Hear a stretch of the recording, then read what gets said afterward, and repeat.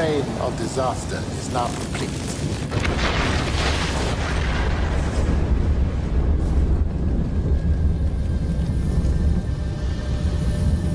You are dealing with something that has never occurred on this planet before.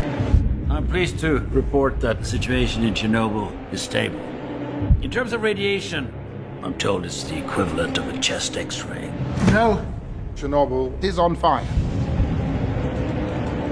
And every atom of uranium is like a bullet, penetrating everything in its path. Metal, concrete, flesh. Now Chernobyl holds over 3 trillion of these bullets. Some of them will not stop firing for 50,000 years. In 3 days to 3 weeks, you're dead.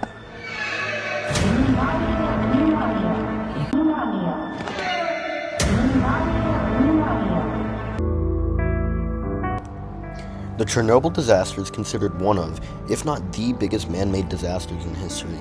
On April 26, 1986, the Chernobyl nuclear power plant in Ukraine went out of control during a test at low power, which led to an explosion and fire in the reactor core, demolishing the reactor building and releasing large amounts of radiation into the atmosphere. Despite this disaster occurring nearly 40 years ago, the large amounts of radiation and radioactive contamination makes the area largely uninhabitable to this day.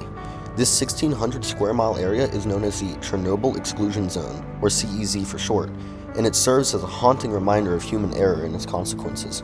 However, in recent years, this zone has drawn the interest of many tourists and researchers as it not only demonstrates the chronic effects of radiation on animals and the environment, but it also showcases a unique ecosystem formed from the absence of human activity. So what might happen if humans stepped back from nature entirely and allowed the wilderness to reclaim its domain? Well, this is a concept researchers have been extremely interested in for a long time called rewilding. Rewilding allows nature to recover in a certain area by removing or reducing human interference with the goal of increasing ecosystem function, biodiversity, and resilience against disturbances. First, let's start by discussing aquatic life. A study by Lerebours and his colleagues in 2020 examined the effects of radiation on perch inhabiting lakes within the Chernobyl Exclusion Zone. The researchers discovered alarming genetic changes in the fish, including asymmetry, sterility, and even absence of reproductive organs. All of these changes led the researchers to believe that there is a higher energy cost for reproduction due to the levels of radiation, highlighting the negative impacts. We will now turn our attention to the trees. In 2023, research conducted by Nybakken and Associates analyzed the effects of ionizing radiation on a Scots pine in the exclusion zone.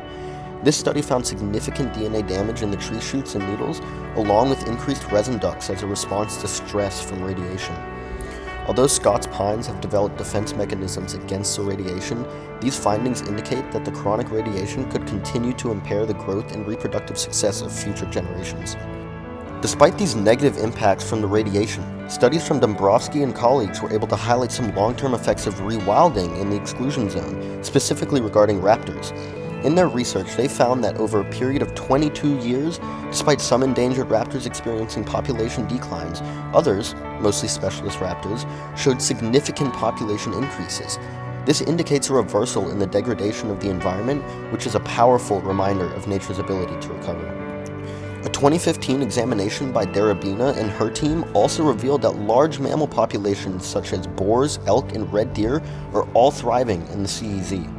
Interestingly enough, these populations were actually found to be just as, if not more abundant than populations in uncontaminated areas. Wolf populations were a staggering 7 times higher than surrounding areas. Challenging earlier assumptions, this study also showed no negative correlations between wildlife populations and radioactive contamination. Rather, the lack of human activity seems to have allowed these populations to thrive. In the meantime, what are your thoughts on the Chernobyl Exclusion Zone? Is rewilding something scientists should try in other locations?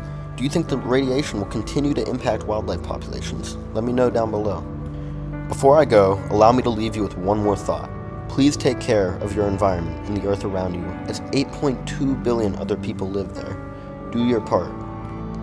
Also, don't forget to subscribe, follow my socials, and hit the like button. Thank you guys.